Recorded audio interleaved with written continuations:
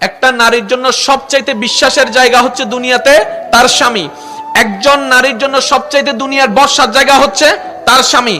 একজন নারীর পৃথিবীতে সবচাইতে অন্তরের মধ্যে সবচাইতে ভালোবাসা পৃথিবীর বুকে তার স্বামী। আরেকটু জোরে।